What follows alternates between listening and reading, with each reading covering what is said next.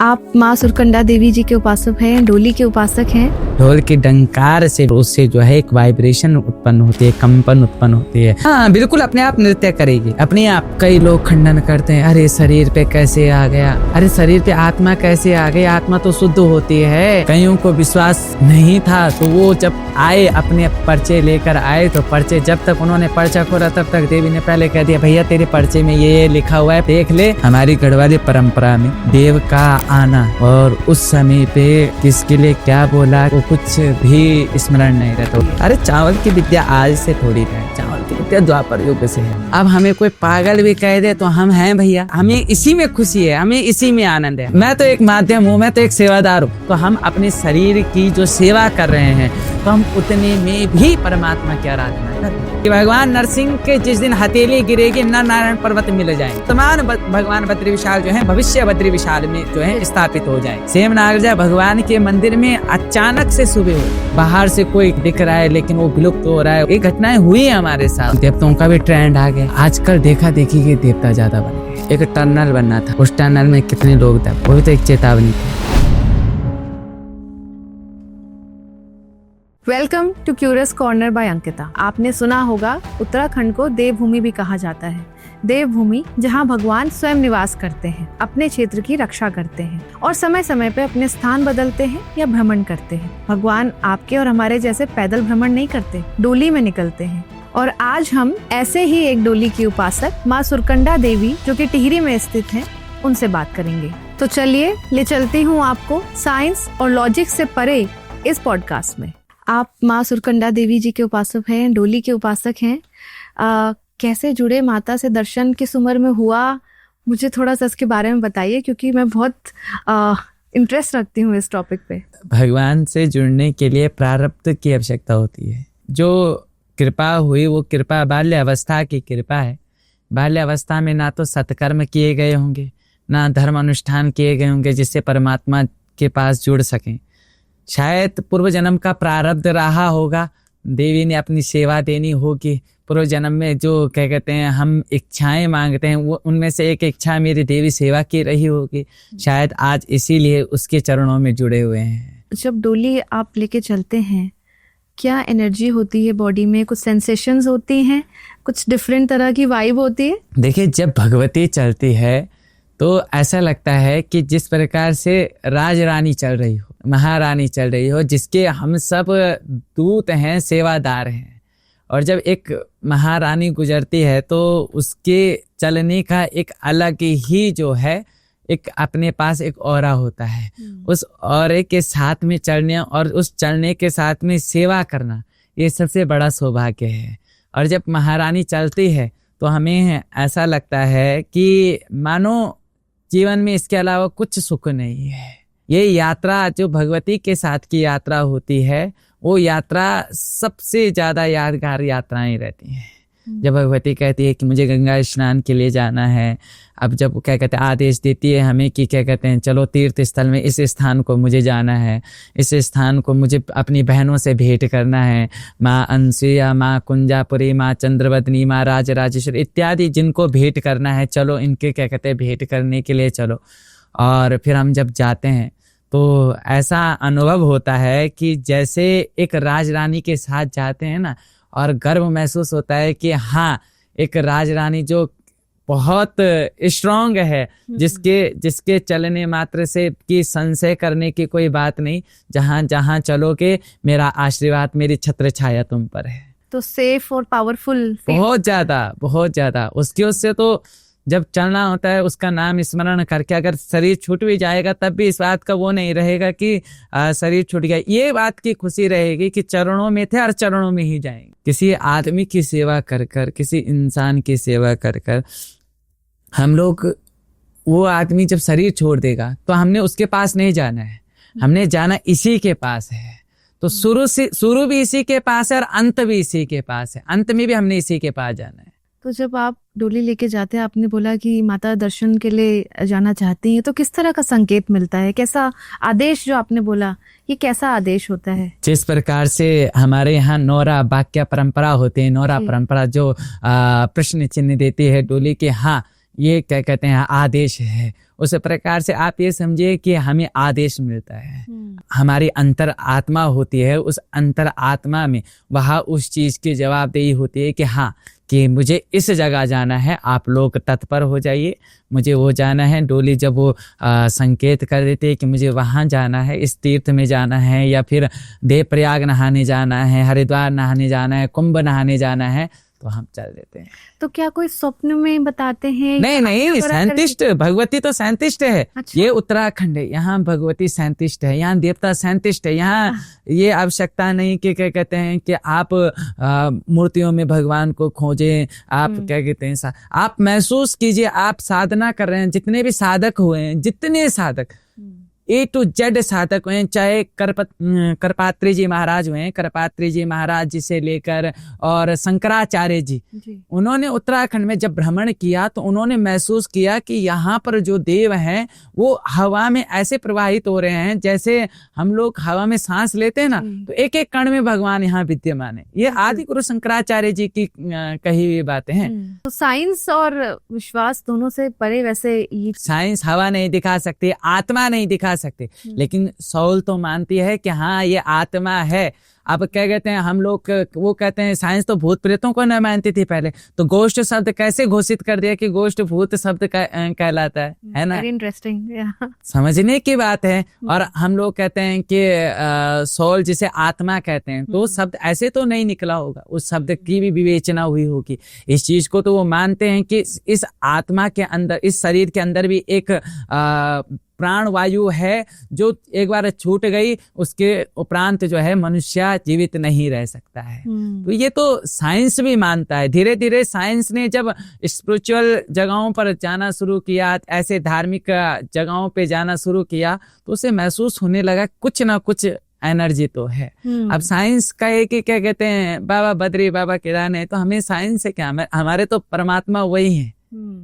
जो आज हो रहा है उसे तुलसीदास जी ने पहले ही उसको घोषित कर दिया कि आप गणना करो, आपकी कैलकुलेशन और साइंस की कैलकुलेशन और तुलसीदास जी की कैलकुलेशन जो है वो समान आई है। क्या आपके पास कभी कोई ऐसा इंसान या कोई ऐसा व्यक्ति आया है जिसने आपको या इस फेथ को चैलेंज किया हो? अरे कल ही आए हैं और ऐसे आते रहते हैं। उनको विश्वास नहीं था कि ऐसी कुछ चीजें होती है।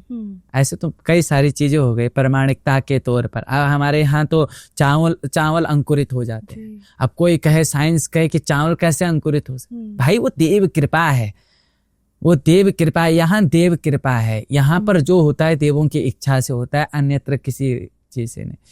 कईयों को विश्वास नहीं था तो वो जब आए, अपने पर्चे लेकर आए, तो पर्चे जब तक उन्होंने पर्चा खोला तब तक देवी ने पहले कह दिया, भैया तेरे पर्चे में ये लिखा हुआ है, पर्चे को देख ले, तेरे पर्चे में ये शब्द लिखे हुए। कल की बात है ये। तो लोग आपके पास आते हैं अपने पर्चे लेकर, उसमें अपनी मान्यता, अपने प्रश्न लेकर आते हैं, और आप वो मतलब उनके सवाल बता देते हैं बिना? नहीं, ओ जगदम्बा, ओ जगदम्बा, वो तो मैं तो एक माध्यम हूँ, मैं तो एक सेवादार हूँ।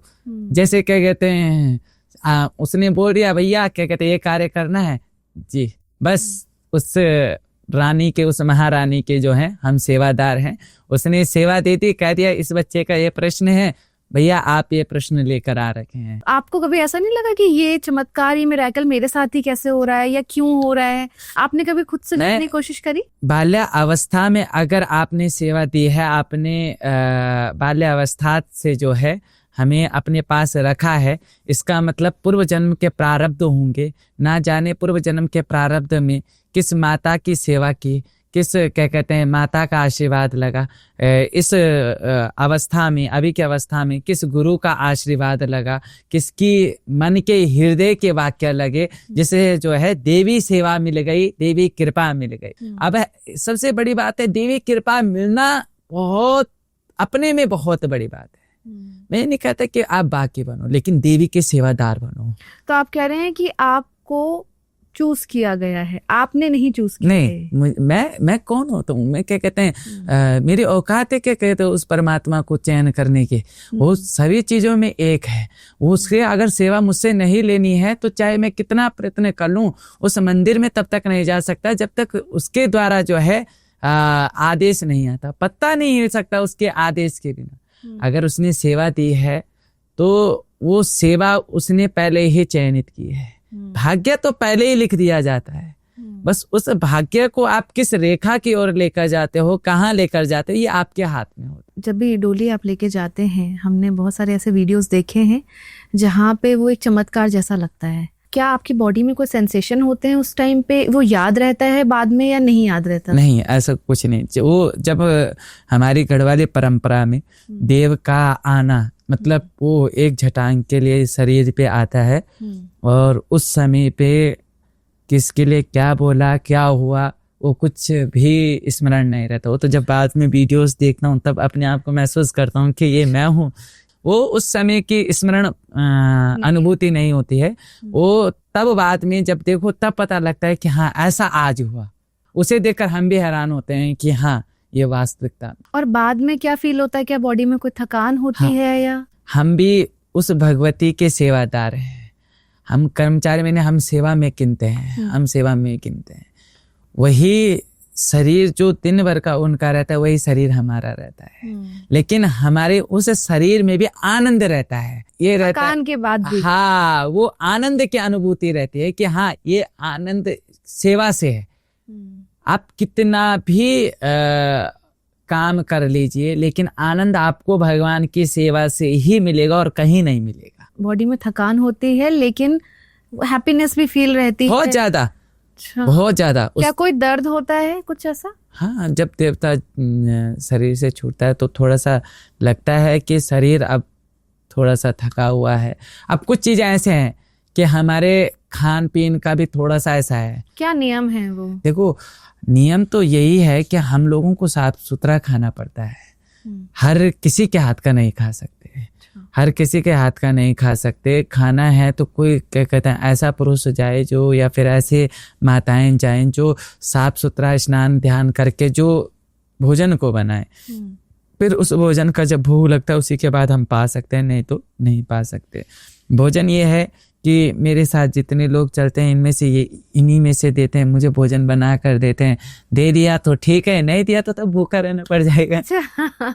पर फल फ्रूट ये सब? हाँ, फल फूल खा सकते हैं, ड्राई फ्रूट खा सकते हैं, सूखे पदार्थ खा सकते हैं। हाँ। आपके ये काजू बादाम से लेकर फल से लेकर इन चीजों का सेवन कर सकते हैं। ये तो चलते फिरते भी कर सकते हैं। और क्या नियम होते हैं सुबह उठने से लेकर सोने से लेकर? भगवती की आराधना करने वालों के अलग अलग नियम हैं। जैसे आप मार्ग दो हैं, वाम मार्गे और दक्षिण मार्गे। अच्छा। दक्षिण मार्गे जो होंगे ये जो चलते हैं ये वैष्णव धर्म संप्रदाय से चलते हैं। मतलब है शाक्त संप्रदाय वैष्णव संप्रदाय, दोनों संप्रदायों में समानता है, कोई भिन्नता नहीं है। वैष्णव जो विष्णु, हाँ वैष्णव जी विष्णु, लेकिन वो शक्ति की भी आराधना करते हैं। अच्छा। जब नारायण की बात होती है तो वहां पर लक्ष्मी जी की भी बात होती है, वहां पर गंगा मैया की भी बात होती है, कृष्ण की बात होगी तो राधा की भी बात होगी। तो ये वैष्णव संप्रदाय है, यहाँ शक्ति की भी आराधना होती है। बिना शक्ति के तो कोई भी देव नहीं है। शक्ति से हर किसी को, चाहे वो वैष्णव संप्रदाय हो, चाहे वो शाक्त संप्रदाय हो, चाहे वो अघोर संप्रदाय हो, चाहे वो नाथ संप्रदाय हो, इन संप्रदायों को भी शक्ति की आराधना करनी पड़ती है। हर किसी को करनी पड़ती है। शक्ति के अधीन तो आना ही पड़ेगा। आप हैं, आप भी शक्ति की आराधना करते हैं, चाहे आप हाथ जोड़ो ना जोड़ो, मंदिर जाओ ना जाओ। क्यों? क्योंकि आप क्या कहते हैं, अब भी आपको बुखार आ जाएगा तो बुखार के लिए आपको टैबलेट लेना पड़ेगा, और टैबलेट लेकर आप पहले अपने शरीर का ध्यान रखोगे। क्योंकि आप जब तक अपने अंदर की ऊर्जा नहीं होगी तब तक कोई काम नहीं कर सकते हैं। तो उस ऊर्जा को बनाए रखने के लिए आप खाना भी खाएंगे, आपको पानी भी पीना पड़ेगा, हर चीज करनी पड़ेगी। एक प्रकार से देखा जाए तो आप अपने शरीर की नहीं, उस शक्ति की ही सेवा कर रहे हो। इस शरीर से आप छोड़िए परमात्मा की किसी मूर्ति में पूजन छोड़िए, मैं आपको अपने हिसाब से बताता हूँ। जो श्रीमद् भागवत महापुराण है उसमें कहा गया है कि सत्यम परम धीमहि, कि हम सत्या की उपासना करते हैं। सत्या है क्या? क्या भगवान श्री कृष्ण की मूर्ति सत्य है? वो तो एक पाषाण से निर्मित है, हो सकता है वो स्वयंभू हो, स्वयंभू शिवलिंग हो, लेकिन उसके अंदर नहीं। सत्य क्या है? सत्य ये है कि हम लोग अपने शरीर की शक्ति की आराधना अगर हम सत्य से जोड़ें तो हम अपने शरीर की जो सेवा कर रहे हैं कि हमें आगे कोई कार्य करना है तो उसके लिए अपनी शरीर की शक्ति का नियमित रूप से जो है सही होना जरूरी है, तो हम उतने में भी परमात्मा की आराधना कर रहे हैं कि जैसे मेरे अंदर भगवान है। हाँ बिल्कुल बिल्कुल है भगवान। आप चाहे उसको अपने अंदर महसूस करो ना करो, लेकिन आप इस शरीर की तो सेवा कर रहे हो ना। आप इसी बात पे शंकराचार्य जी की बात लाता हूं मैं। आदि गुरु शंकराचार्य जी ने शक्ति को मानना मना कर दिया था कि शक्ति कुछ होती ही नहीं है। उन्होंने कहा नहीं शक्ति कुछ नहीं होती है। आद्य गुरु शंकराचार्य जी को तीक्ष्ण जो है बुखार हो गया, मतलब उनको बुखार चढ़े, इतना तीक्ष्ण बुखार, इतना तेज बुखार आ गया कि वो उठ नहीं पाए। और चेले जो थे वो जा रखे थे कहाँ, अन्य लोगों को दीक्षा देने के लिए। अब आद्य गुरु शंकराचार्य जी लेटे हुए हैं। अब वो शंकर जी का नाम जप रहे हैं, शंकर जी का, तो लेकिन उनसे खड़ा ही नहीं हुआ गया। तब उन्होंने कहा कि क्या हुआ मेरे शरीर को, मैं अभी इतनी कम अवस्था में और इतना तेज, और मैं उठ नहीं पा रहा हूँ। तो एक बाल्य अवस्था की बालिका आती है और वो दही लेकर आते हैं, दही या फिर ऐसा कहा जाता है कि कुछ प्रसाद अवश्य लेके आते हैं। जो वो प्रसाद लेकर आते हैं तो वो जो प्रसाद है जब नीचे रखते हैं तो आदि गुरु शंकराचार्य जी कहते हैं कि मुझे इस प्रसाद को ग्रहण करने के लिए प्रसाद मुझे दे दीजिए। तो उन्होंने कहा कि आप तो शक्ति को मानते ही नहीं हो, तो आप जब शक्ति को नहीं मानते हो तो उठो, मेरे बिना उठ के दिखा दो, और बिना उठ के दिखा करके आप दही लेके दिखा दो। अच्छा, एक पैरालाइज वाला जो व्यक्ति होता है, जिससे पैरालाइज अटैक पड़ा हुआ होता है, जिसकी नसों में ब्लॉकेज हो जाता है, वो शक्ति विहीन होता है। उसका शरीर शक्ति विहीन है, आत्मा शक्ति विहीन है, लेकिन शरीर शक्ति विहीन है। उसमें कहीं ना कहीं उस ऊर्जा की कमी है, उस जगदम्बा की शक्ति की कमी है। उसे उस शक्ति पाने के लिए तो उस जगदम्बा की ही आराधना करनी पड़ती है। तब जब उन्हें लगा कि ये बात ये बालिका कह रही है, इसका मतलब ये कोई साधारण नहीं, तब जो है दिव्य क्षमापन जो स्तोत्र है भगवान शंकराचार्य जी द्वारा निर्मित है, वो इसी चीजे पे है कि उन्होंने देवी से क्षमा मांगी थी कि मैं आपको मानने से इनकार किया है, यह मेरा सबसे बड़ा दोष है। हर एक प्रत्येक व्यक्ति में माँ सुरकंडा विद्यमान करती है। कोई एक व्यक्ति ये नहीं कह सकता मेरे अंदर सुरकंडा नहीं है। क्यों? क्योंकि उसकी उत्पत्ति शक्ति से है। शक्ति ही आधार है, और वही शक्ति आपके अंदर, हमारे अंदर, हर किसी के अंदर जो है विद्यमान है। और उस शक्ति को हर किसी को मानना पड़ेगा। ना माने वो उस पाषाण रूप में, डोली स्वरूप में ना माने, लेकिन उसे अपने अंदर की उस ऊर्जा को तो मानना पड़ेगा, जिसका वो बड़े उससे जो है ख्याल रखता है। माँ सुरकंडा का नाम सुरकंडा देवी कैसे पड़ा? सरकुंडा है वैसे, सरकुंडा। अच्छा। माँ भगवती सती के अंशोपतार है। अच्छा। माँ भगवती सती का जब भगवान शंकर जी ने देह उठाई थी, जब दक्ष के द्वारा अपमानित हुए भगवान शंकर, उसके बाद जो है माता ने योगाग्नि से अपनी देह को जो है शांत किया था। शांत करने के उपरांत जो है भगवान शंकर ने जब उस देह को उठाया और नारायण जी के द्वारा जो है जो शरीर है उसका खंडन किया गया, उसको खंडित किया गया। और जब वो शरीर खंडित हुए तो जहाँ जहाँ अंश पड़े वहाँ वहाँ भगवती की शक्तिपीठ बने। वैसे तो भगवती का जो सर है वो हिंगलाज में भी कहा जाता है। यहाँ जो है भगवती का वही अंशो अवतार जो है सरकुंडा के रूप में विद्यमान है। जो डोली के आपने बोला था जहाँ माँ को जाना होता है, उसके संकेत आपको आदेशानुसार, बट वो आदेश होते कैसे, मैं ये अभी भी नहीं समझ पाई हूँ। जैसे आपकी बात मुझे तक पहुंच रही है और आप क्या बोलना चाह रहे उस चीज को मैं अंदर से समझ पा रहा हूँ, मैं उसी प्रकार से वहां से समझने का प्रयत्न करता हूँ, उस जगदम्बा को समझने का प्रयत्न करता हूँ। वो जगदम्बा जब जिह्वा में विद्यमान हो जाती है तो मुझे भी नहीं पता चलता मैं किसके लिए क्या वाक्य बोल रहा हूँ। कितने टाइम में या कोई टाइम पीरियड में आप ये फील करते? नहीं ऐसा कुछ स्पेसिफिक ऐसा कुछ नहीं है। कभी भी जब उसकी कृपा हो, बस ये है कि डोली जो हमारी परंपरा है ये रविवार के दिन आती है, ये बाहर रविवार के दिन पे आती है, पूरे क्या कहते हैं व्यवस्थाओं के साथ में भगवती जो है बाहर पे आती है। उसके उपरांत जो है जो डोली प्रथा का नियम है वो रविवार के दिन जाता है। हमने बहुत सारे वीडियोस आपके देखे हैं जहाँ पे आप बिना देखे आप बता देते कि उनके प्रश्न क्या है। अभी रिसेंटली एक वीडियो मैंने आपका देखा। ये कैसे होता है, डोली कैसे आपको आदेश देती है और वो आपकी बॉडी पे मतलब एक तरह से आपको आशीर्वाद देते हुए बोलती है, कैसा होता है ये? वो प्रश्न चिन्ह लगाती है। प्रश्न चिन्ह लगाने के बाद जो है जैसे आप मुझसे बात कर रहे हो, मेरे कानों में आवाज आ रही है, मैं उसका उत्तर दे पा रहा हूँ। तो वैसे ही वो भगवती की करुणा है कि वो भगवती की करुणा जो है वो एक शब्दावली के रूप में जो उत्तर आपको चाहिए होता है वो उत्तर आपको मिल जाता है। वो एक प्रकार से उसकी वार्ता है, उसकी वार्तालाप है, वो उसको हम सुन पा रहे हैं, उसको समझ पा रहे हैं।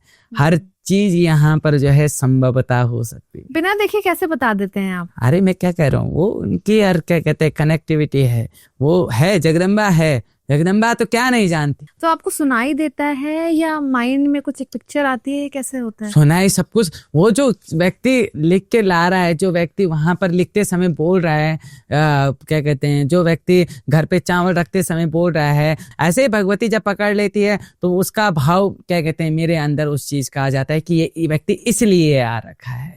ये व्यक्ति वो एक प्रकार से अंतरात्मा की आवाज समझ लीजिए कि वो परमात्मा जो अंदर बैठा है वही आवाज दे करके उस चीज का पूर्णतः से वहां पर सोल्यूशन करता। तो लोग आपको चैलेंज करने आते हैं? कई आते हैं। तो आपको फिर ऐसा नहीं लगता कि मतलब क्या इनका जवाब? एक दिन का है, क्या कहते हैं, रोज वहां पर जो बैठा है वो व्यक्ति भी तो अपने प्रश्न को लेकर आ रखा है। जो प्रश्न को लेकर आ रखा है, अब जो घर की समस्याओं से लेकर कोई भी प्रश्न, उसका भी तो एक चैलेंज है कि भगवती मेरा विषय बता और मेरे को ठीक करके दिखा। अगर जगदम्बा स्वरूप में है तो मेरे को क्या कहते ठीक करे, ये भी तो एक चैलेंज है। और रही बात चैलेंज की, मैं मानता हूँ कि जो सेवा करता होगा, जो भावयुक्त होगा, मैं किसी को क्या कहते हैं चैलेंज नहीं दे सकता क्योंकि मेरी औकात नहीं। जो रियलिटी की बात बताता हूँ, मेरा क्या कहते हैं उतना सामर्थ्य नहीं है, मेरे अंदर वो बल नहीं है, बल उसके अंदर है। वो है जो है, वो है जो है। मैं तो कुछ भी नहीं हूँ ना, अपने में क्या हूँ, कुछ भी नहीं हूँ। एक उसकी शक्ति क्या कहते हैं विलुप्त हो जाए। आदि गुरु शंकराचार्य जी क्या कहते हैं बिस्तर से खड़े नहीं उठ पाए। मेरी क्षमता है क्या किसी को जवाब देने की? मैं नहीं दे सकता। तो जो पर्चे लेकर आते हैं वो अपने पास गुप्त होते हैं? गुप्त होते हैं। वो तभी वो प्रश्न सिर्फ आप बताते हैं जब वो उनको चयन किया जाता है। और जो डोली नाचती है वो कैसे नाचती है? वो खुद से वाइब्रेट होती है? हाँ। वो तो भारी होते हैं। हमारे यहाँ क्या, जैसे आपके यहाँ पंडित जी आते हैं, ब्राह्मण देवता आते हैं, वो मंत्र का गायन करते हैं। फिर मंत्र का जब मंत्र बोले जाते हैं, जब श्लोक बोले जाते हैं, मंत्र बोले जाते हैं, तो श्लोक और मंत्रों से भगवान को प्रतिष्ठित किया जाता है ना, कि बोलते हैं अब भगवती की प्रतिष्ठा हो गई, अब आसन दो, अब क्या कहते हैं भगवती का स्नान करो, ठीक है। पाद्योर पाद्यम समर्पयामि, हस्तोर अर्घ्यम समर्पयामि। तो क्या कहते हैं जब हम उस चीज़ का भगवती का स्नान करने के बाद, भगवती की प्रतिष्ठा करने के बाद उसमें भगवती का वास हो जाता है। उसी प्रकार से हमारे यहाँ है ढोल का शब्द। ढोल बजता है, ढोल के डंकार से वेद शब्द गुजरता है और उससे जो है एक वाइब्रेशन उत्पन्न होती है, कंपन उत्पन्न होती है। और उस कंपन से धीरे धीरे धीरे करके वो अत्यधिक कंपन हो जाती है। उस कंपन से भगवती की वहाँ पर जो है प्राकट्य स्वरूप में वात्सल्य भाव जो मिलता है उसी के स्वरूप में मिलता है। अच्छा, और डोली अपने आप? हाँ बिल्कुल, अपने आप नृत्य करेगी, अपने आप। कितना वजन होता होगा डोली का? ये 150 मतलब किलो की हो सकती है, 150 क्विंटल मान लो, ठीक है। और जो हमारे उसमें है, ये जिस समय हमने इसके डोली सहित किया था तो 130 किलो की है। तो अपने आप कैसे जंप करती? तो वही तो वो है मिरेकल है, वही चमत्कार। और आपकी बॉडी फूल बन जाएगा, वो ऐसी फूल बन जाएगी। उसके बाद यही फूल कैसे बनती है? मतलब जब नाचती है पता ही नहीं लगता कि क्या कहते हैं कोई इतनी क्या कहते हैं भारी चीज हमने जो है अपने शरीर में धारण कर रखी है। वो तो जगदम्बा है, और उसने तो कंधों पे हाथ रखा है। वो क्या कहते हैं वो वजन तो हटा दो, उसने कंधों पे हाथ रखा है और नाच रही है। उसका सौंदर्य जो है उसी चीज में वो नाच रही है। और अपने का फूल जैसी भी हो जाती है। हाँ बिल्कुल, हल्की की डोली आपकी बॉडी से चिपक जाती है। कैसे होता है? देखो वो तब होता है जैसे नौरे बोल रहे हैं, बोलते बोलते बोलते बोलते देवी को हम एक प्रकार से ऐसे बोलते हैं कि देवी को थकान लग जाती है। वो चाहे देवी को नहीं लगते, लेकिन वो ना लोगों का वो जो है, जो कष्ट है, उसको अपने अंदर लेते लेते लेते लेते शाम तक डोली भारी हो जाएगी। आप 3-4 बजे के बाद डोली को स्पर्श करके देखना, उठा के, वो बिल्कुल भारी हो जाएगी। अच्छा, इतनी भारी हो जाएगी कि शाम जो व्यक्ति डोली उठाते हैं उनका शरीर थका होगा लेकिन आनंदमय रहेगा, क्योंकि मैंने कहा ना भगवान के पास कनेक्टिविटी है। और जो नवरे हैं ये अंकुरित कैसे हो जाते हैं? जो चावल है वो अंकुरित कैसे हो जाते हैं इंस्टेंट? उत्तराखंड में तो कुछ भी हो सकता है। आपने कभी जानने की कोशिश नहीं करी कि ये कैसे होता है, क्यों होता है, या आपने एक्सेप्ट कर लिया है? मैंने तो अब स्वीकार कर लिया है। अब तो स्वीकार हो जाता है कि तेरी कृपा है भैया, तू जब ये कर सकते तो क्या नहीं कर सकते। पर ऐसे में तो जो लोग सवाल पूछते हैं, क्योंकि ये तो चमत्कार से कम नहीं है, हाँ, तो जो लोग सवाल पूछते हैं, जिनके मन में डाउट आता है, तो वो तो सही ही आता है। आज के जमाने में कलयुग है ये। हाँ, तुम्हें कहता हूँ आओ बैठो, देखो इसमें चावल में अंकुर होना और डोली, इतनी भारी डोली का अपने आप आते हैं, बैठते हैं, देखते हैं, देख कर जब क्या कहते सामने वो चीज प्रस्तुत हो जाती है तो तब खुद ही क्या कहते वो करते हैं। और दूसरे धर्म के लोग आना चाहें तो वो भी आ सकते हैं। शरणागति से आए और धर्म को स्वीकार करें, शरणागति से। अभी एक रिसेंटली मूवी आई थी कंतारा, जिसमें हमारे उत्तराखंड के देवी देवताओं में मान्यता है। आपने देखी? मैंने देखी। एक सरियल एहसास होता है कि जो हम फॉलो करते हैं, जिस पे हम बिलीव करते हैं, वो वाकई में और जगह पे भी एस्टैब्लिश्ड है। उस मूवी को देखने के बाद आपको ऐसा लगा कि आपके साथ भी ऐसा सिमिलर होता है? मुझे किसी ने सजेस्ट किया था जी, एक नर्सिंग मूवी के लिए और एक कांतारा मूवी के लिए सजेस्ट किया था कि आपको देखनी चाहिए, बहुत अच्छी है, परमात्मा के ऊपर है। जी। कौन कहता है कि परमात्मा नहीं है? कई लोग खंडन करते हैं, अरे शरीर पे कैसे आ गया, शरीर पे, अरे शरीर पे आत्मा कैसे आ गई? आत्मा तो शुद्ध होती है, जिसको अग्नि नहीं जला सकती, जिसको जो है वायु नहीं छेड़ सकती, जिसको वो आत्मा कैसे शरीर में घुस गई भाई? आत्मा ही तो परमात्मा का स्वरूप है। उस परमात्मा का जो एक अंश है वो हमारे आत्मा के रूप में विद्यमान है और वो मानव शरीर के अंदर है। जब आत्मा प्रविष्ट हो सकती है तो परमात्मा भी प्रविष्ट हो सकता है। क्या एक समय में एक बॉडी में 2 आत्माएं रह सकती है?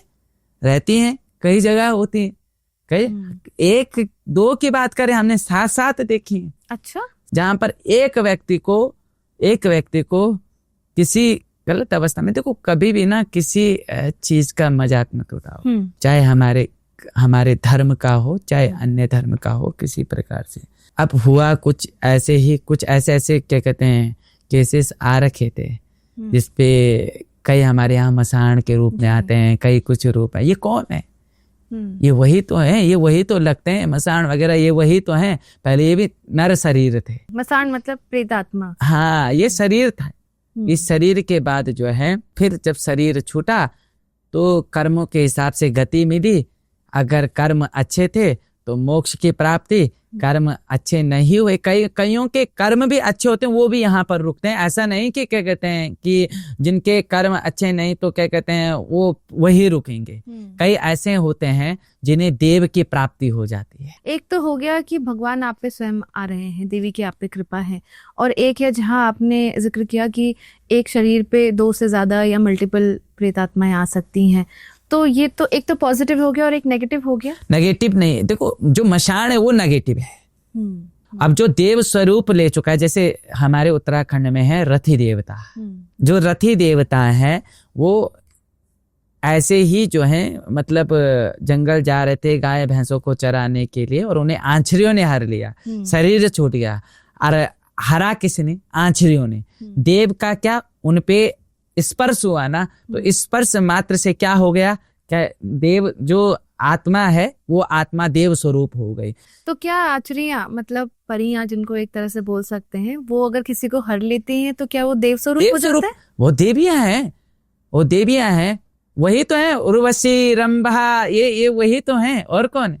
ये वही है, और ये भी देव स्वरूप में आते हैं। इनका स्पर्श भी जो हो जाए तो देव भगवान के स्वयं क्या कहते हैं शास्त्रों में वर्णन है कि आपको सौंदर्य की उपासना करनी है तो आप इन अप्सराओं की उपासना करो। ये भगवती की जोगनियां हैं जी। हमारे यहाँ ये भगवती की जोगनियां, हमारे यहाँ जो कहा जाता है जोगनियां मतलब सहेलियां, सखियां, सेवादार। सेवादार, जैसे हमारे उसमें कहा जाता है खींटा की आंचरी, पीढ़ी की भराड़ी और डांडा की मांत्री और नो नगेला भगवती के साथ में चलते हैं, और पाताल पीढ़ी की भराड़ी और पाताल की डांकनी, डांकनियां भी भगवती की हैं, शाकनियां भी भगवती की है। ये सब भगवती की सेविकाएं हैं, ये भगवती के साथ चलती हैं। भगवती जहाँ भगवती विद्यमान होती है, भगवती की पूजा से पहले 64 जोगनियों की पूजा करनी पड़ती है। इसमें ये सब विद्यमान है।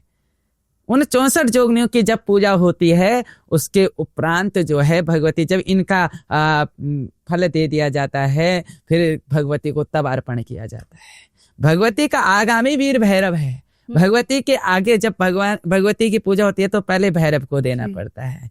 भगवती की रक्षा करने के लिए, मतलब द्वारपाल जो हैं, भगवान नरसिंह को भी कहा जाता है कि भगवान नरसिंह भी भगवती के साथ में हमारे यहाँ विद्यमान होते हैं। भगवती के साथ में जहाँ भगवती विद्यमान है, उन भगवती के साथ में गौरी गणेश के रूप में भी वहां पर गणेश जी भी, जब षोडश मातृकाओं का पूजन होता है तो उसमें जो है षोडश मातृकाओं में गणेश जी भी आते हैं। अच्छा।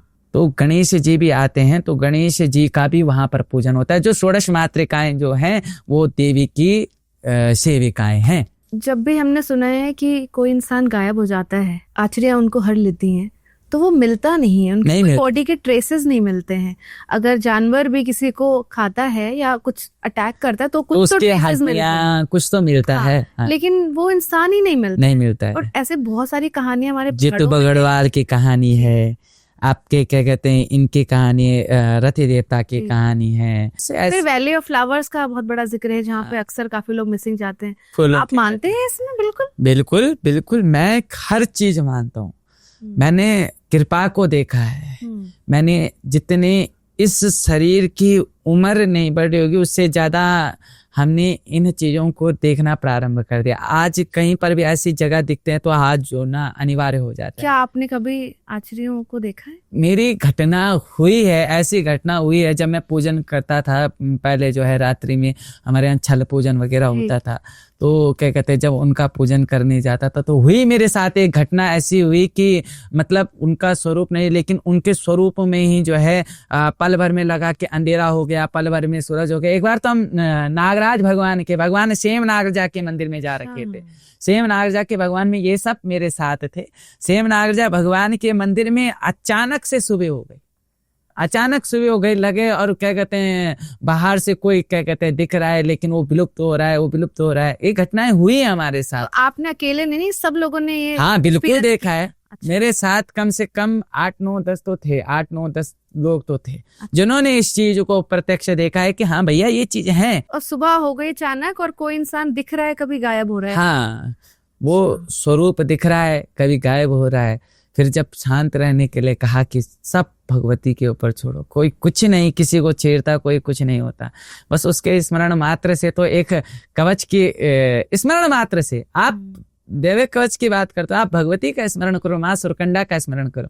माँ सुरकंडा का स्मरण करने वाला व्यक्ति, क्योंकि शिरो रक्षतु ब्रह्माणी, वो ब्रह्मा की शक्ति जो है, जो सिर की रक्षा करती है, शिरो रक्षतु ब्रह्माणी, वो सिर की रक्षा करने वाली ब्रह्माणी जो है, सिर्फ सुरकंडा भगवती का नाम लेने से वो आपके पूरे शरीर का कवच बना दे, स्मरण मात्र से। इसलिए भगवती सुरकंडा का स्मरण इसीलिए मैं कहता हूँ, क्योंकि आप बोल पा रहे हो कहाँ से, क्योंकि आपकी मति में वो चीज आ रही होगी कि हाँ मुझे ये प्रश्न पूछना है, आपके दिमाग में ये चीज आ रही होगी, हाँ मुझे ये प्रश्न का उत्तर चाहिए, आपकी मति में आ रहा होगा कि मुझे जो है चलना है और खाना खाना है, भूख लग रही, क्योंकि ये सब इंटेंशन दिमाग में है।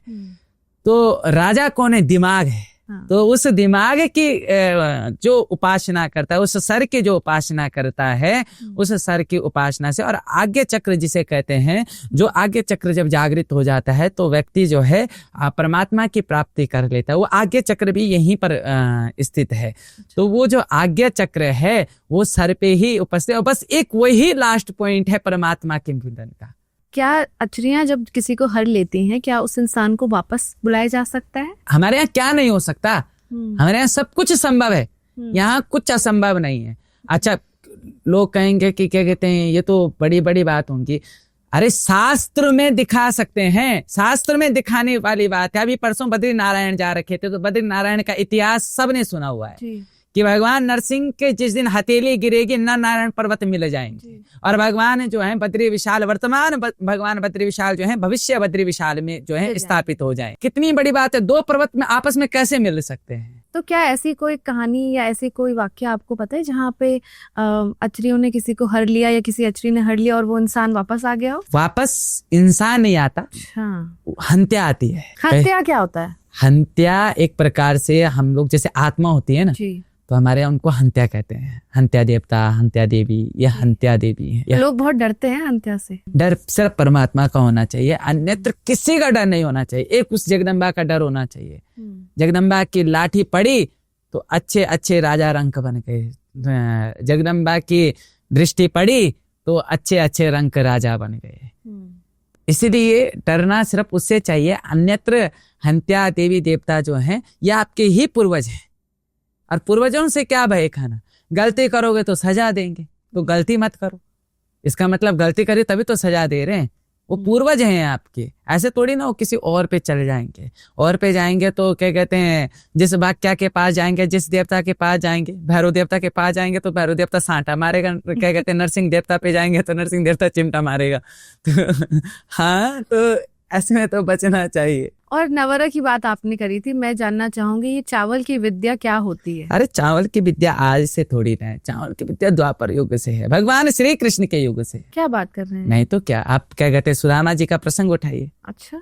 जो सुदामा जी की धर्मपत्नी थी सुशीला जी, तो उन्होंने जब क्या कहते हैं उनको पोटली दी तो कहा कि भगवान एक मास 2 एकादशी होए, और जो है मेरे घर जो है नित्य प्रतिदिन एकादशी होए। कहा, ये संकेत भेज दिया भगवान को। सुशीला खुद नहीं गया और सुदामा के पास भी नहीं बोला, बस इतना बोला कि स्वामी इस पोटली को दे देना, भगवान मेरा भाव समझ जाएंगे। ये शास्त्र से संबंध है, भगवान मेरा भाव समझ जाएंगे। महीने में 2 बार एकादशी होती है? एकादशी एक, हाँ, एक कृष्ण पक्ष की, एक शुक्ल पक्ष की एकादशी आती है। लेकिन मेरे घर में रोज होती है। रोज एकादशी होती है, क्योंकि मेरे घर में कुछ खाने को ही नहीं है। ये सुशीला जी ने ये प्रश्न ये उस चावलों में अपना संदेश भेजा कि एकादशी के दिन फास्ट करना पड़ता है। हाँ, एकादशी के दिन फास्ट करना पड़ता है, तो लोग अन्न नहीं खाते हैं, तो अन्न खाते ही नहीं है। सुशीला जी ने कहा कि भगवान, और दिन तो एकादशी, चलो 1 महीने में तो 2 एकादशी होती है, एकादशी होने के बाद जो है अगला व्यक्ति 2 दिन भूखा रहता है, मेरे यहाँ तो रोज ही भूखा रहना पड़ रहा है। चावलों में भाव भेज दिया और सुदामा जी के पास नहीं बताया। सुदामा जी के पास क्यों नहीं बताया? क्योंकि अपने मित्र को बोलेंगे नहीं, उन्हें पता था इन्हें ये अपने मित्र से कभी मांगेंगे नहीं।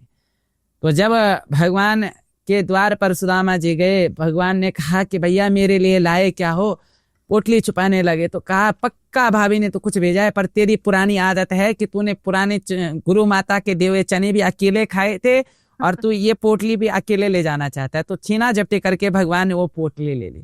जब भगवान ने पोटली खोली, उन चावलों पे हाथ रखा तो भगवान माँ सुशीला की जो है संपूर्ण भाव को समझ गए। भगवान ने कहा कि हे माँ सुशीला, आज के, क्योंकि देखो भाभी को माँ कहा जाता था उस समय, आज से जो है आपके यहाँ एकादशी नहीं होगी, आज से आपके यहाँ द्वादशी होगी। क्योंकि द्वादशी के दिन जो है, जब एकादशी होती है तो जब आश्रमों में द्वादशी होती है तो बहुत अच्छा भंडार बनता है, बहुत अच्छे अच्छे पकवान बनते हैं, बहुत चीजें बनती हैं।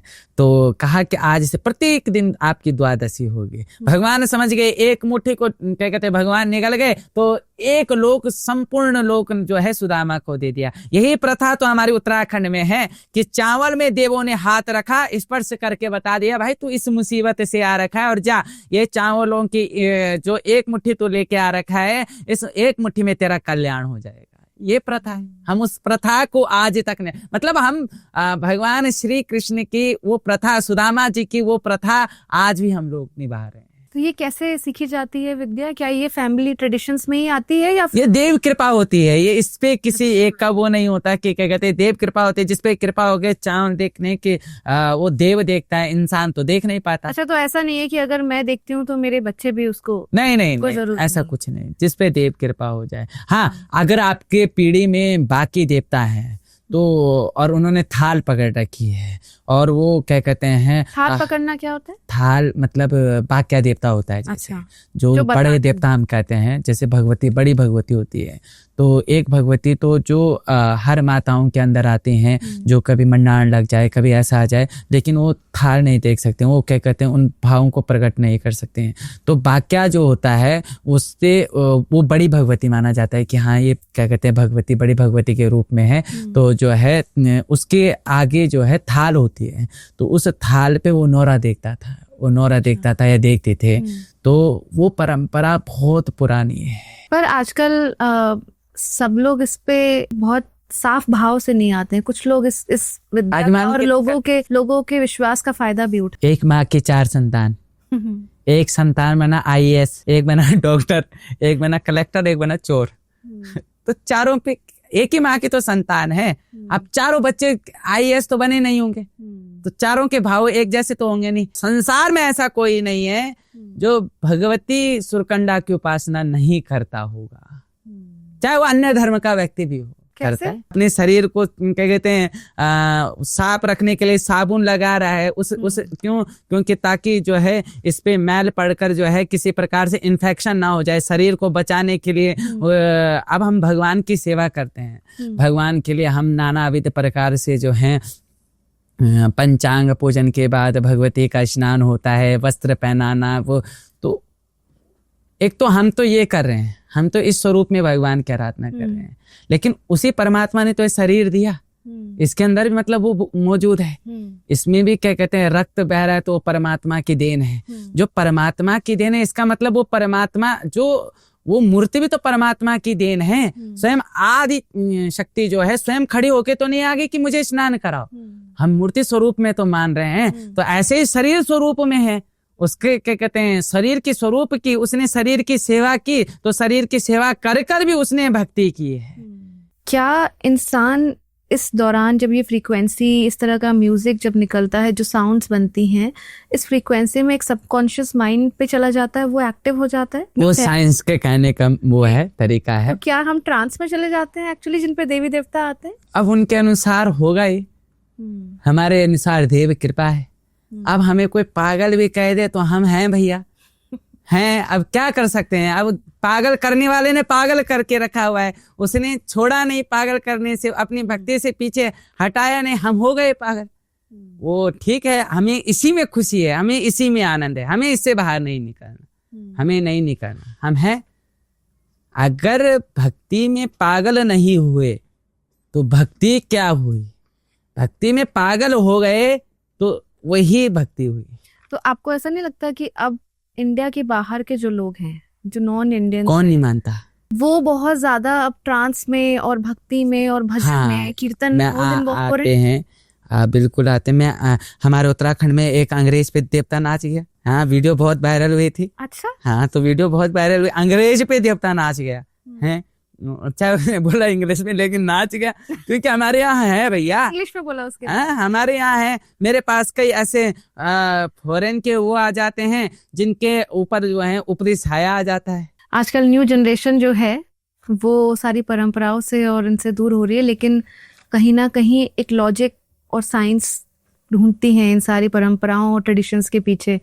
But at the same time reel culture भी बहुत बढ़ गया है। हाँ। आपको लगता है कि लोगों के सेवा भाव में, भक्ति भाव में थोड़ा बदलाव आ चुका है? मैं बद्रीनाथ जा रखा था, तो बद्रीनाथ जाने पे जो है मेरे सामने 3-4 लोगों ने, मैं गौर नहीं करता पर मैं देख रहा था, तो मेरे को हंसी आ रही थी। उन्होंने अपने जूते चप्पल उधर उतारे, तो उन्होंने भगवान को प्रणाम नहीं किया, मोबाइल निकाला, मोबाइल निकाल के फोटो खींचने लगे, फोटो खींच करके तब भगवान के उसमें प्रणाम करने के लिए गए। उसी सीढ़ी में वो पहले फोटो खींचा कर गए, फिर वापस आकर उसी सीढ़ी में प्रणाम करने के लिए। पर हम इसको बचाएंगे कैसे फिर, अगर हम भगवान का स्मरण पहले नहीं कर रहे हैं तो कहीं ना कहीं हम भूलते जा रहे हैं। फोटोग्राफी, वीडियोग्राफी बहुत अच्छी है। हर कोई, अब कोई साउथ से जो है बद्रीनाथ आ रहा है, वो बार-बार नहीं आया, उन यादों को कैप्चर करके ले जा सकता है, वो बहुत अच्छी चीज है।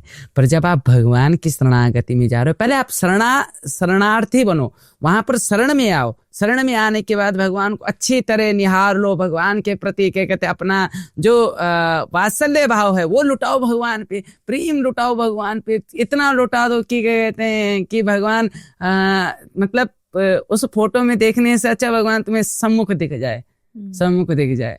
तो इतना प्रेम और वात्सल्य भाव लुटाओ। फिर उसके बाद जो है जब मन ये हो जाए कि अब जाने की अवस्था हो गई, अब जो है 2-4 फोटो कैप्चर कर लेनी चाहिए, यादगिरी रख लेनी चाहिए, ताकि क्या कहते हैं समाज में भी प्रसारित किया जा सके कि हाँ भैया कि हम बद्रीनाथ के दर्शन किए, आप भी कर लो।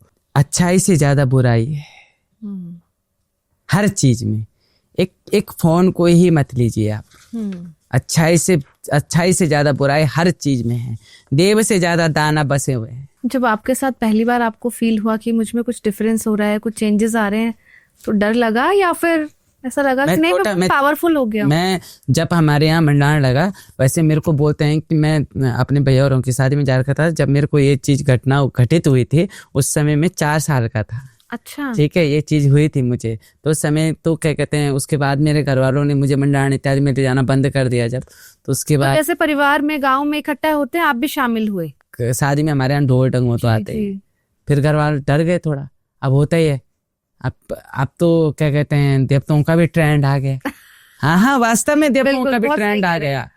वास्तव में हो गया। अब क्या कहते हैं प्रत्येक व्यक्ति जो है, देखो मैं मानता हूँ, ऐसा नहीं कहता कि क्या पता देव कृपा ना हो, मैं किसी की आलोचना करना पसंद कभी नहीं करता, लेकिन पता ही क्या है आजकल देखा देखी के देवता ज्यादा बन गए। पहले जो देवता होते थे, चाहे बच्चे प्रतिष्ठा दिया रे ठीक है देवता, अब तो देखा देखी का देवता आ रहा है, उस पर देवता आ रहा है।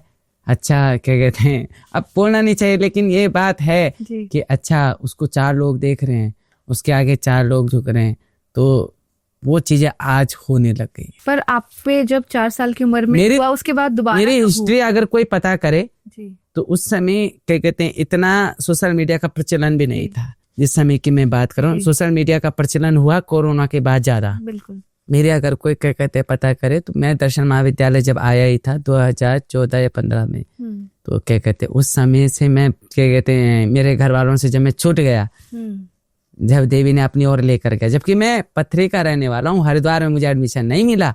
अच्छा, हरिद्वार में एडमिशन नहीं मिला, उसने यहाँ लेके आना था। क्या कर रहा हूँ, उसने करवानी थी सेवा, तो यहाँ लेके आए। तो हमारे विद्यालय में जो नीचे परिवार वहां मंडाण लगे मेरे पे क्या कहते नाच के, तो अब जब नाचे तो धीरे धीरे धीरे धीरे करके जिनके विषय का बोला तो उनको क्या कहते हैं। और आपको डर लगा कि ये क्या हुआ मेरे साथ? डरता तो मैं अभी भी हूँ। अच्छा। डरता तो मैं अभी भी हूँ, भगवती के आने से और भगवती के मतलब जाने तक डर रहता है। डर ये है कि मेरे से गलती ना हो, मैं गलत ना करूँ, और जब क्या कहते हैं वो कोई गलती होगी तो उसका दंड मुझे भोगना पड़ता है। भोगता हूँ, कई बार भोगता हूँ, कई बार ऐसा हो जाता है कि अनजाने में हो जाती है, लेकिन भोगना पड़ता है, ऐसे कष्टों को भी झेलना पड़ता है। तो जैसे अगर मुझ पे कभी देवी का वास हो जाए या किसी भी भगवान का वास हो जाए और मैं अपनी लाइफ को सिंपल जीना चाहूँ, तो क्या ये कर सकते हैं? कैसे? हाँ, जी सकते हो। भगवान ने आपको चूज करा, देवी ने आपको चूज करा है। अगर देवी कल को मुझे चूज कर लेती हैं तो मैं अगर नहीं चाहती हूँ कि मैं ऐसे रहूं, मैं अपनी नॉर्मल जिंदगी जीना चाहती हूँ, तो क्या देवी बुरा नहीं मानेंगी? वो आपके ऊपर बात है। हमारे यहाँ कई ऐसे पशु हैं जो 3 साल इजाज़त देंदा और 5 साल में देते हैं, 3 साल में देते हैं, तो उनके यहाँ 3 साल में एक बार देवता नाचता है, सबको आशीष देकर नाच के चला जाता है। अच्छा। फिर वो अपना क्या कहते हैं कोई अपने कर्मचारी के उसमें कोई कैसे है। मेरे तो लाइन ही है, मुझे तो कोई कहे तो मैं तो ब्राह्मण वृत्ति करता हूँ, मैं तो ब्राह्मण वृत्ति करता हूँ, तो मुझे तो इसी लाइन की ओर अग्रसर होना है, देव की ही कृपा की ओर अग्रसर होना है। मेरा तो क्या कहते हैं लोग कहते हैं कि देव के पीछे भगवती के पीछे खा रहा है, मुझे तो खाना ही उसके पीछे है, मुझे देने वाली वही है। अगर आपका कार्य सिद्ध हो गया तो आप ही मुझे दोगे, क्या कहते हैं आप ही मुझे दोगे, नहीं तो आप बोलोगे पंडित लूट के चला गया। हमारे लिए तो यही तो क्या कहते हैं समस्या है। लेकिन हम प्रार्थना करते हैं सर्वे भवन्तु सुखिनः, हे भगवान सबको जो है सुखी रखना, ऐसी हम कामना करते हैं। मेरी तो वृत्ति जो है ब्राह्मण वृत्ति है, ब्राह्मण वृत्ति का काम ही है मांगना। आपने वृत्ति कहाँ से ली? मैं दर्शन महाविद्यालय से पढ़ा हुआ हूँ। अच्छा। मैंने संस्कृत महाविद्यालय से वो किया हुआ है। जब परिवार को आपने बताया कि मैं अब देवी शरण में जा रहा हूँ, तो उनका क्या रिएक्शन था? बहुत अच्छा। मैं वैसे आपको बताऊं तो मेरी ज्यादा अभिलाषा संतों की सेवा में भी है। अच्छा।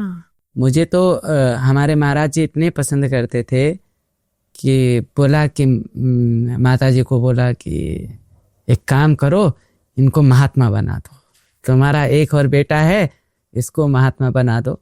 फिर मुझे लगा कि देखो, फिर माता जी ने कहा नहीं, त्रस्त रखना है, बहुत सारी चीजें जो नहीं जाने दिया, तो मैं नहीं जा पाया उस और संतों की सेवा में। तो मैंने तो आप किसी अखाड़े से जुड़ने वाले हैं क्या? मैं जुड़ा हुआ हूँ। अच्छा। मैं वैष्णव धर्म संप्रदाय का क्या कहते हैं, मैं वो हूँ। शाक्त संप्रदाय मुझे मेरे उससे मिल रखी है, मेरे पूर्वजों से मुझे मिल रखी है। अच्छा। लेकिन दीक्षित मैं वैष्णव धर्म संप्रदाय से हूँ।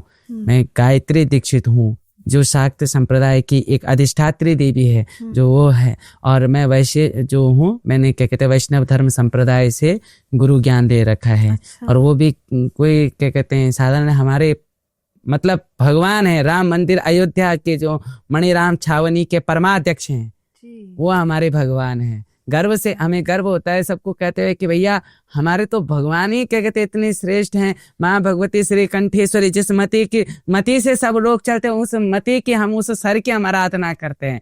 और हमारे गुरुदेव भगवान वो भगवान हैं जो जिस राम मंदिर के लिए इतने सालों से प्रत्येक सनातनी का किसी का रक्त बहा, किसी के आंसू बहे, और वो राम मंदिर जिनके आदेशानुसार हैं, जो वहाँ के परमाध्यक्ष हैं, मैं उनका चेला हूँ। मैं तो बहुत उससे बोलता हूँ। आपने एक वर्ड का जिक्र किया, सनातन।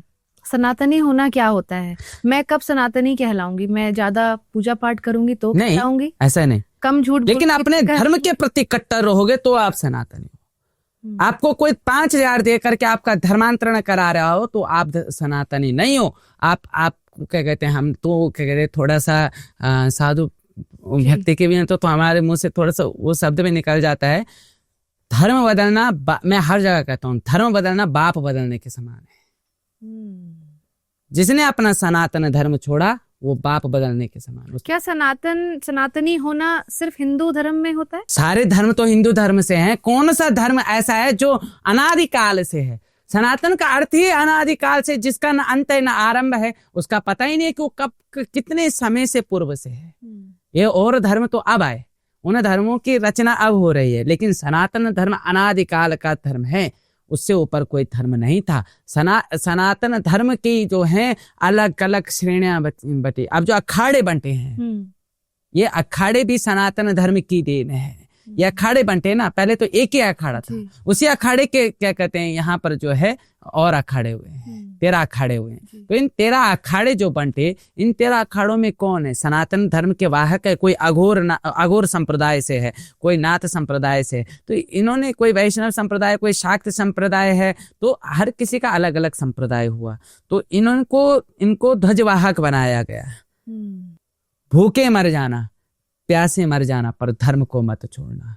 क्यों? तुमने अभी तो धर्म छोड़ दिया, ऊपर जाकर उस जो क्या कहते हैं एक बाप जिसने जन्म दिया, एक बाप जो तुम्हें वहां से यहाँ भेज रहा है कर्मों के अधीन कर कर, तुम्हें अभी भोग रहे हो, तुम भूखे हो, तुम प्यासे हो, ये प्रारब्ध है। ये प्रारब्ध है क्योंकि तुमने कर्म ऐसे किए, फिर तुम वही कर्म करने जा रहे हो, तो इस चीज के लिए आपको धिक्कार है। अगर आप में क्या कहते हैं वास्तविकता है, अगर आप वास्तव में मनुष्य कहलाते हो, मनुष्य कौन है, मानव कौन है? अगर इनसे पूछे जाए जितने मनो भगवान की संतानें सब हैं हमारे यहाँ से, तो हम पूरी एक एक चीज का स्पष्टीकरण रख सकते हैं। शास्त्र हमारा एक एक चीज का। अब अन्य धर्म से पूछो भाई तुम्हारी उत्पत्ति कैसे हुई? लेकिन हम एक तरफ ये भी कहते हैं कि भगवान जो है हम सबके अंदर हैं, भगवान को किसी भी रूप में पूजा जा सकता है, तो क्या दिक्कत है अगर कोई दूसरे धर्म का पूज रहा है? अपने शरीर को मानो, आप अपनी शरीर की सेवा करो, वो परमात्मा की सेवा है। मैं तो किसी को भी क्या कहते हैं पैर छूने के लिए मना करता हूँ कि क्या कहते हैं मेरे पास है भाई, भगवती सुरकंडा के पास आओ, भगवती सुरकंडा के पास आओ। ये है जो है, इंसान को नहीं, इंसान गुरु रूप में देखो, गुरु रूप में भगवान मानो, गुरु रूप में देखो बस, लेकिन भगवान परमात्मा एक है।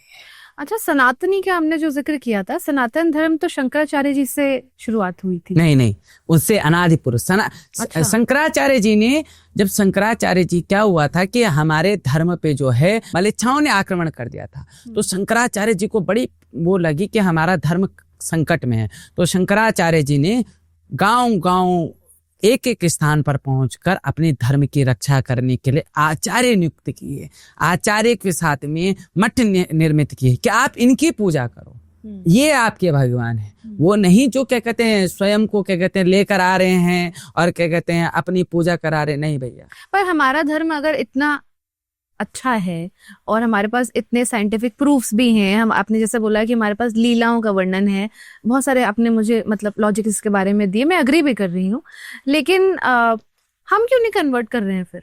ये जो धर्म है, ये सनातन धर्म जो है हर किसी को शरणागति देता है। ऐसे कई बार हुआ, एक संप्रदाय ने हमारी शरणागति दे रखी है, जो अन्य संप्रदायों ने जब उसको क्या कहते हैं धिक्कारना शुरू कर दिया, तो वो सनातन धर्म की शरणागति में आ गया। जैसे विभीषण आ गए थे तो क्या कहते हैं असुर कुल के, लेकिन आ गए थे तो भगवान ने शरणागति दे दी। हमारे यहाँ शरणागति दी जाती है, हमारे यहाँ जबरदस्ती नहीं किया जाता, जबरदस्ती से नहीं किया जाता, आना है शरणागति। हमारे उसमें एक कहा गया है कि शरणागत में आ जाओ, आपको स्वीकार आ जाएगा। जोर जबरदस्ती से नहीं भैया, जोर जिसके साथ आज हमने जोर जबरदस्ती कर दी, कल उसी को कोई 5,000 देकर दूसरा कन्वर्ट। हाँ है, मैं आपको अपने उत्तराखंड का एक गांव बता दूंगा जहां प्रत्येक महीने जो है एक इंसान को 5,000 रुपए मिलते हैं। अच्छा। हाँ बिल्कुल है। ये धर्म के प्रति अगर कट्टर नहीं हुए तो आप सनातनी नहीं कहला सकते। आपको सनातनी होने के लिए कट्टर होना पड़ेगा। और धर्म क्या है? धर्म वो परिभाषा है जिसमें शरणागत का बहुत बड़ा मान है। मतलब धर्म जो है शरणागति देता है, जबरदस्ती किसी पे थोपता नहीं। मतलब मेरे को अगर अपने बच्चे को ये समझाना हो हाँ कि धर्म का पालन करो, हाँ, तो मैं उसको क्या बोलूंगी कि क्या वो 5 चीजें हैं आपका? दया, धर्म, क्षमा, ये किसके अंदर होगा? जो हिंदू धर्म के सनातन में होगा। जो जबरदस्ती करना जानता होगा वो कभी दया नहीं करेगा, धर्म नहीं मानेगा। वो कभी क्या कहते हैं आज 5,000 के कल 10,000 दे करके उसी को जो 5,000 दे रहा है, अगर उसके पास बजट 10 करोड़ का है, उसको 20 करोड़ दे, वो तो खुद ही परिवर्तन हो जाएगा। जितनों के साथ वो जितने उसके साथ लपेटे गए वो उनको भी क्या कहते हैं अपने साथ। बट हमने महाभारत में 2 चीजें सुनी थी। हाँ। एक हमने सुना था कि जब स्वर्ग प्राप्ति हुई तो युधिष्ठिर को भी स्वर्ग प्राप्ति हुई और दुर्योधन को भी हुई। दुर्योधन ने इतने नेगेटिव चीजें करी कि चीरहरण से लेकर जो भी शाम दाम दंड भेद का तरीका हो सकता है वो अपनाया, लेकिन अंत में स्वर्ग उनको भी मिला। तो नेगेटिव चीजें करने वाले को भी स्वर्ग मिल रहा है। देखो दुर्योधन को स्वर्ग मिला, कारण क्या है? इसका कारण जानने की विशेष बात है। अगर हम दुर्योधन की बात करें तो दुर्योधन के जो क्या कहते हैं माँ गांधारी है, उनके त्याग तपस्या को देख रहे हो आप। गांधारी जी ने अपने पति व्रता धर्म को निभाने के लिए, क्या धृतराष्ट्र आंखों से अंधा था तो उन्होंने आंखों में पट्टी बांध दी पत्ते, तो वो उस खून का वो जन्मा हुआ व्यक्ति है। मैंने क्या कहा कि धर्म बदलना बाप बदलने के समान है। देखो ना, माँ की क्या कहते हैं गति ने पुत्र को भी मोक्ष दे दिया, आपकी क्या कहते हैं गति पुत्र को भी मोक्ष दे देगी। लेकिन तब जब धर्म, उस व्यक्ति ने चाहे अधर्म किया, लेकिन भगवान की शरणागति में, अंतिम में भगवान की शरणागति में आ गया था कि हाँ नहीं मैंने गलत किया है, क्योंकि इनके पास परमात्मा। वो एक चीज से डरता था, उसने धर्म नहीं छोड़ा, उसने अपना वो तो नहीं छोड़ा, उसने ये तो नहीं कहा कि असुरों से जाकर मिलके जो है इन मलेच्छाओं से मिलके क्या कहते हैं मैं जो हूँ अपने धर्म का त्याग कर। बट उन्होंने शक्ति की अगर हम देखें उपासना करी, लेकिन आप देखिए कि महिला का तो अनादर किया, महिला का अनादर किया। मैं मानता हूं अपने भाइयों के साथ उसका तो दंड भोगना पड़ा, उसका दंड भोगना पड़ा। कितना, जब भीम ने क्या कहते हैं मारा तो जिस हाथों से मारा उन हाथों भुजाओं को उखाड़ दिया। एक व्यक्ति की उस समय सैन्य क्षमता इतनी थी कि क्या कहते हैं वो पाँच छः क्या कहते भीष्म पितामह पूरी महाभारत होने के बाद जो है तब मोक्ष को गमन हुए, ठीक है। लेकिन दुर्योधन जिसको मारा वो भी जब अंतिम में गमन हुआ तो उसको पीड़ा कितनी, वो कष्ट कितना हुआ, वो झेला तो उस समय का उसने झेला है, उस समय का उसने झेला है। इनकी जो उत्पत्ति, मैंने क्या कहा, प्रारब्ध भी बहुत बड़ी चीज है, प्रारब्ध भी बहुत बड़ी चीज है। जो राजा दशरथ हुए ये पिछले जन्म में भी जो है इन्होंने पुण्य कर्म किए थे कि इन्हें भगवान के पिता का होने का सौभाग्य प्राप्त हुआ। दुर्योधन के कर्म ऐसे थे कि भगवान की शरणागति आने में उसको क्या कहते हैं मौका मिला। तो दुर्योधन को भगवान श्री कृष्ण की शरणागति थी। जब अंतिम में क्या कहते हैं उसको मोक्ष मिला तो भगवान का स्पर्श दुर्योधन को था ना, भगवान का स्पर्श तो था। उसने कष्ट भी भोगा, उसने वो सारी पीड़ाएं भोगी जो उसने वहां किया। मान सम्मान तो नहीं लौटा सकता कोई किसी का, लेकिन उसको वो सारी चीजें उस समय पे याद भगवान ने दिलाई जिस समय पे। पर आज हमें ऐसा लगता है कि युधिष्ठिर से अच्छा तो दुर्योधन ही था। क्यों? क्योंकि युधिष्ठिर तो ना अपनी वाइफ को बचा पाए, ना अपना साम्राज्य पूरा बचा पाए, ना अपने भाइयों को बचा पाए। युधिष्ठिर के कारण मोक्ष हुआ ये भी आपको नहीं पता। फिर युधिष्ठिर ने कहा था कि भगवान मुझे अकेले को मोक्ष नहीं चाहिए। आपको एक बात बताऊं, स्वर्ग सिर्फ युधिष्ठिर गया था और कुत्ता गया था और कोई नहीं गया था, दुर्योधन भी नहीं गया। बिल्कुल। युधिष्ठिर के भगवान से मांग, जब युधिष्ठिर को पूछा भाई तुम्हें स्वर्ग की इन रहन सहन जो व्यवस्थाएं हैं, ये अप्सराएं हैं, ये फल इत्यादि हैं, ये सारी चीजें हैं, ये जो हैं इनसे जो है क्या कहते हैं भोगो। तो उसने कहा नहीं मुझे भोग नहीं भोगना। तो कहा क्या कामना है? तो उन्होंने कहा कि मेरे जितने भ्राताश्री हैं और जितने मेरे परिवार के जन हैं सबको मोक्ष मिल जाए। तो वहां पर मोक्ष मिला है, वहां पर मोक्ष। युधिष्ठिर के कारण मोक्ष मिला है दुर्योधन को, युधिष्ठिर के कारण अर्जुन को मोक्ष, अर्जुन को भी स्वर्ग प्राप्त नहीं जबकि भगवान के उसमें थे, लेकिन शरणागति भगवान के थे ना। तो वही भगवान की करुणा किसके मति में? युधिष्ठिर की मति में बैठे। तो जब देवी आप में वास करती हैं या क्षण भर के लिए जितने भी वक्त के लिए आपके ऊपर आती हैं, आपका कोई कंट्रोल इसके ऊपर नहीं होता है, सब वो कृपा है। अच्छा। वो क्षणिक है, शनि हमारे उसमें कहता है कि जैसे एक वो है शनि रुष्टा शनि तुष्टा रुष्टा तुष्टा शनि शनि, ऐसे हमारे उसमें कि क्षण का जैसे भगवान क्षण में रुष्ट क्षण में तुष्ट होते हैं, ऐसे हमारे उसमें क्षण में आते हैं क्षण में जाते हैं। भगवान रुष्ट क्यों होते हैं? माँ बाप को ये प्रश्न पूछा जाए, बच्चा शरारत कर रहे तो उनसे सुधारने के लिए वो कुछ समय के लिए बात बंद कर देंगे। भगवान कभी रुष्ट नहीं होते, असल में वो बच्चे को सिखाते हैं कि ये गलत है, इस चीज से गलत, वो कुछ समय के लिए मुंह फेर। भगवान माँ बाप का तो मुंह फेरना तो चल जाएगा, उसका मुंह फेरना नहीं चलेगा ना। उसने उधर दृष्टि में यहाँ तब तक यहाँ जो है कल्याण हो गया। पर आप तो डोली की उपासना करते हैं, माता की सेवक हैं, आपसे तो नहीं ऐसा। अरे भैया हम लोगों को ज्यादा झेलना पड़ता है। अच्छा, ये ज्यादा हमें एक एक चीज का नियम का पालन करना पड़ता है, धर्म का पालन करना पड़ता है, गुरु परंपराओं का पालन करना पड़ता है। क्योंकि आप आम आदमी से ज्यादा पावरफुल हैं, बिकॉज आप पे भगवान का हाथ है, हमसे ज्यादा, आम आदमी से ज्यादा। तो क्या आप लोगों के डिसीजन मेकिंग को इन्फ्लुएंस कर सकते? पहली बात, मैं तो हूँ ही नहीं पावरफुल, मैं सामान्य मनुष्य हूँ, बहुत सामान्य। आप किस तरह क्या कहते हैं, बस जो आप करें मैं उसको उत्तर दे रहा हूँ। मैं बहुत सामान्य मनुष्य हूँ, वो है पावरफुल। हमारे पास जो पावरफुल लेडी है ना, जो हमारे ऊपर बैठी हुई है, जो महारानी है, जो पटरानी है, जो भगवान शंकर की पटरानी है, जो हमारे लिए राजरानी है, वो राजरानी पावरफुल है। कभी कोई डिजास्टर आने वाला हो या कभी कोई ऐसी बड़ी प्रॉब्लम या बड़ी कोई संकट आने वाला हो, तो क्या माता इसमें या देवी देवता इसमें आदेश या कुछ ऐसा देते हैं? ऐसा नहीं कि नहीं देते हैं, ऐसे नहीं कि नहीं देते हैं, पर पूछने वाला चाहिए, पूछने वाला चाहिए। क्यों? जब हम घर की समस्या आते तो हम भगवान के पास दौड़े चले आते हैं। सांकेतिक कौन करता है?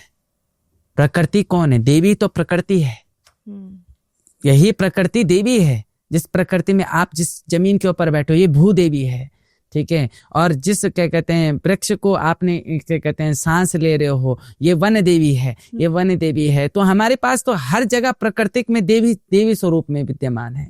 इस प्रकृति को अगर कष्ट हो रहा है तो यह संदेश अवश्य पहुंचाएगी। तो जैसे 2013 में कोई आपदा आई, धराली में जैसे अभी आपदा आई, कारण था इसका कारण था। आज देखो देवभूमि को कितना विनाश का कारण बना दिया। आज देवभूमि रह गई क्या? पहले पहले मंडोला होते थे। चलो सड़क चौड़ीकरण के पहले आप पहले रोड के जैसे मोड़ आता था तो मंडोला दिख जाता था। मंडोला क्या होता है? मंडोले एक छोटे छोटे मंदिर होते थे जो उत्तराखंड के हर गली गली में आपको मिल जाते थे, मतलब हर मोड़ मंदिर पे, के शेप का हाँ हर मोड़ पे मिलते थे। वो वहाँ का जो है भूमिका भूमियाल होता था, जिसे कहते हैं भूमिका भूमियाल देवता, ग्राम मध्य ग्राम देवता, तो उस जगह का रक्षा हाँ भूमि देवता, तो उसके मंदिर हुआ करते थे। अब चौड़ीकरण के चक्कर में उन मंदिरों को हटाया गया, चलो वो तो हटाए, कोई दिक्कत नहीं, उसमें भी क्या कहते हैं मनुष्य का विकास है, उस चीज में हम चलते हैं। लेकिन आप दिल्ली से आ रहे हो, दिल्ली से आने के बाद आप क्या कहते हैं यहाँ देवभूमि में आ रहे हो, तो आपने आपका आके फायदा क्या हुआ जब आप अपने साथ जो है बिस्लेरी का वाटर लेके आ रहे हो, धार का पानी नहीं पिया, आपने उस बिस्लेरी का पानी पिया, बिस्लेरी को वहीं पर छोड़ दिया, प्रकृति को तो क्षति पहुंच गई ना, जिससे आपको जीवन मिल रहा है। जिस उत्तराखंड के दर्शन करने के लिए आप दर्शन करने के बाद आशीर्वाद लेने आए, उसका आपको श्राप मिल गया। वो भैया मत लाओ ना कूड़ा करकट इधर, आप खाने के लिए चिप्स ला रहे हो, आपने पैकेट बाहर फेंक दिया, पैकेट बाहर फेंका, वो वहां पर भूदेवी ने आपको श्राप दे दिया। आप आशीर्वाद लेने के लिए आए थे, 4 धाम यात्रा करने, आपको श्राप मिल गया। श्राप तो हम भुगत रहे हैं, वो लोग चले भोगेंगे।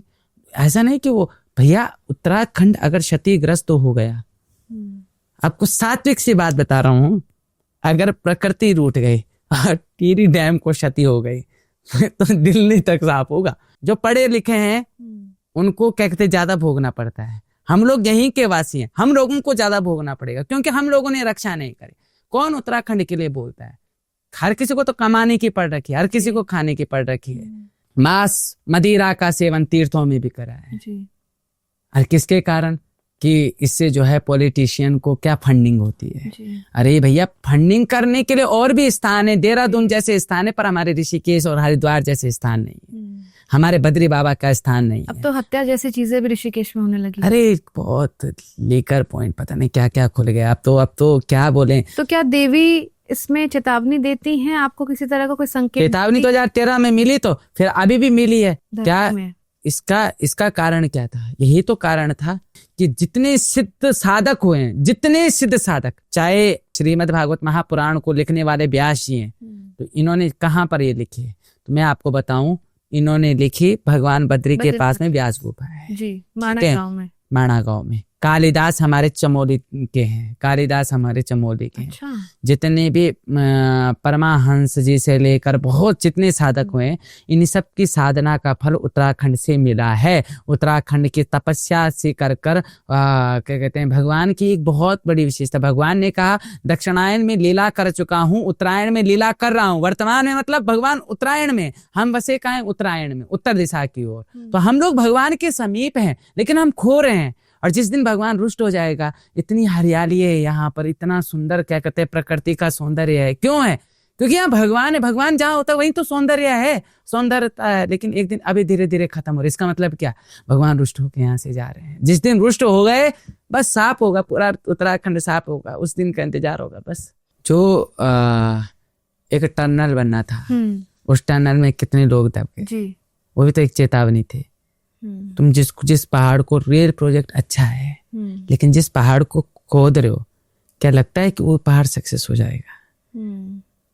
रोडों को तो बचा नहीं पा रहे हैं, और बात करते हैं उस रेलवे ट्रैक को बचाने की। किसी दिन ज्यादा मूसलाधार बारिश हो गई, पहाड़ ही दब गया। जिस पहाड़ में तुमने इतना क्या वो मशीनों से वो कर रखा, वो पहाड़ दब गया, तब उतनी जो मृत लोग हुए हैं, उन मृत लोगों की जो क्या कहते हैं परिवार की हाय, वो किसको लगेगी?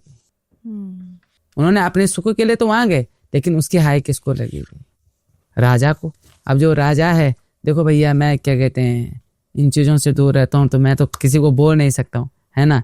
पर मेरे एक हमें धर्माधिकारी, ठीक है, हम धर्माचार्य हैं, धर्म के आचार्य हैं। आचार्य क्या कहते हैं, हम लोगों को सीख देना आवश्यक है। समझने वाले समझ सकते हैं, नहीं समझने वालों का हम क्या कर सकते हैं? फिर भोगो, और क्या हो सकता है? फिर बोलेंगे कि देवता ने चेतावनी नहीं दी, भगवती कहाँ गए थे, भगवती सुनो। इतनी चेतावनी मिलने के बाद तो इंसान को खुद समझ जाना चाहिए। तो चेतावनी हमेशा लोगों की जान जोखिम में डालकर आती है, या फिर जैसे आपको स्वप्न में या आदेश होता है उस तरह से भी आती है? नहीं, अगर घटित तो होना ऐसा है किन्नौरे में किसी का आ रखा है, उसके साथ घटित होना है, वो चीज़ वहाँ पर सम्मुख आ जाती है कि हाँ ये चीज़ आपके साथ घटित होना है। हमारे साथ कुछ घटनाएं ऐसी हुई थी जिसके कारण से तो हमने देवी से जब प्रार्थना करी कि इसका विस्तार पूर्वक आप वर्णन करो, तो भगवती ने उसका विस्तार पूर्वक वर्णन किया था कि हाँ भैया ये ऐसा ऐसा है, इसका कारण ये। सुरकंडा देवी में अब रोपवे आ गया है और रोपवे हमारे उत्तराखंड में बहुत सारी जगह आने वाला है, ऐसे बहुत सारे प्रोजेक्ट्स को स्वीकृति मिल चुकी है। लेकिन एट द सेम टाइम हमको अभी स्ट्रक्चर तरीके से नहीं पता है कि कितने लोगों की आवाजाही वहाँ पर होनी चाहिए, एक लिमिट होनी चाहिए या नहीं। हालांकि सुरकंडा देवी एक बहुत ही मजबूत पहाड़ी के ऊपर बना हुआ है, बट स्टिल एक कैपेसिटी जो है हर जगह की पता होती है। तो क्या इस तरह के कोई आपको लिखित में दिया गया है? देखिए, वो मंदिर समिति अलग है जी। वो मंदिर समिति के उपदेश होंगे जो होंगे, पर मेरी दृष्टि से अगर वहां भगत जा रहे हैं तो निर्भय हो जाए। भगत कभी चिंता नहीं करता, वो अगर शरीर छूट भी गया तत्क्षण तो वो कृपा मानेगा, वो निर्भय होके जाएगा, निर्भय होगा, उसके अंदर भय नहीं होगा कि मेरा शरीर छूट जाएगा। मुझे भगवती के दर्शन कर रहे हैं, क्या पता उस भगवती के दर्शन करने पे मोक्ष दिखाओ। तो मैं कहूंगा कि भक्त अगर जा रहा है तो मैं कह रहा हूं कि वहां करोड़ों की भीड़ लग जाए। ऊपर सुरकुट पर्वत में करोड़ों आने चाहिए, लेकिन अगर यात्री जा रहा है तो खबरदार होके जाए, क्योंकि वो जगदम्बा कोई साधारण नहीं है। मां सुरकंडा बहुत ऐसी शक्ति है कि आप सोचो कि अग्नि में आप हाथ नहीं डाल सकते तो मां सुरकंडा में आप यात्री बन के नहीं जा सकते। आपको श्रद्धालु बन के जाना पड़ेगा, आपको शरणागति बन के जाना पड़ेगा। आप जब उस भाव से जाओगे तो भगवती के उस शिला स्वरूप में भी आप दर्शन करोगे, पर बहुत अद्भुत जो अपने साथ लेके आओगे ना, वो एनर्जी को लेकर आओगे। ऐसी एनर्जी आपने कहीं महसूस नहीं की होगी। तो बहुत अच्छा लगा मुझे आपसे बात करके, बहुत सारी ज्ञान की चीज़ें मुझे आपसे जानने को मिली और ये सौभाग्य मिला कि आपसे मैं धर्म के बारे में, माँ सुरकंडा देवी के बारे में और अपने पहाड़ों की परंपरा जैसे मंडान और नवरों के बारे में आपसे जान पाई। बहुत बहुत धन्यवाद। प्रणाम।